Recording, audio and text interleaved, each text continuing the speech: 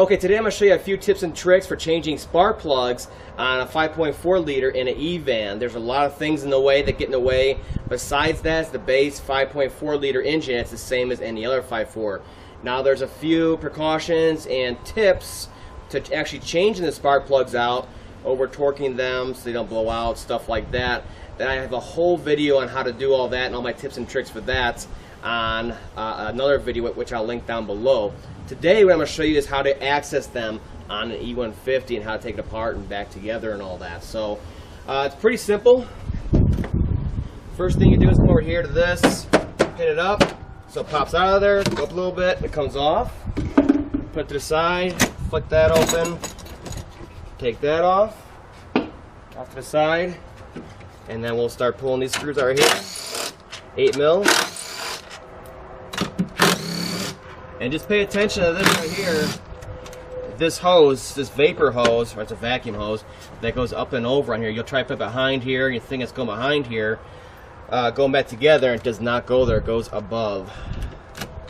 You don't want to crimp that because that's your vacuum for your booster. So you have brakes, power brakes.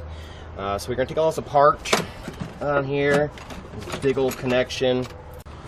Now once this is disconnected like this, there's going to be a connection deep inside of here for the mass airflow sensor, so just disconnect that. Make sure you get it down all the way. It's going to be a little tight. What we're basically just doing is getting all of the unnecessary components out of the way.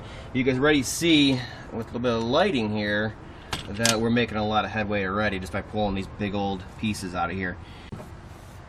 Okay, now this big old air intake snorkel right here, I like to get that out of the way. You could push it out like this and get down in here and start working, but it's one 7mm screw right here, and this whole large section will come off of there. This other part that attaches to the throttle body, leave that connected because that's a real bear to get into there. Okay, now in order to get to the rear cylinders on here, to get the rear spark plugs out of there, and especially the passenger side bank there on bank 1, you're going to have to really pull this doghouse off of here. So just take your usual clips off of here, the floor clips and all that, and then pull this whole housing out of the way and off of here. And you're going to want to pull this off of here also to get this out of here easier in 2 different pieces. And you can see once the doghouse is off, it's a lot easier to get to the rear cylinders on the driver's side bank, and makes it possible to do them on the passenger side bank.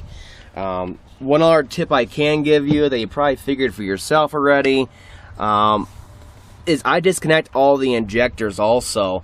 That way everything's out of the way and you can get into here. This whole area is free and clear here instead of jumping around injector wiring on there.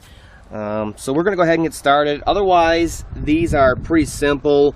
You're just going to want to move some of the heater hoses and PCV lines out of the way on this side.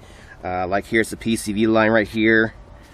Okay, that comes off and it unclips from the valve cover on that side, and that way you can have full access then.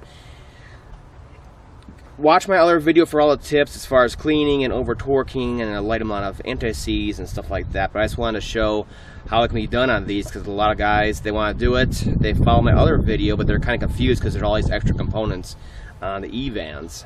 Once you get all these components out of the way, and the doghouse especially, this is actually easier than doing it and reaching way back in there on like an F-Series. So if you're planning on doing it, go for it. It's not that hard at all.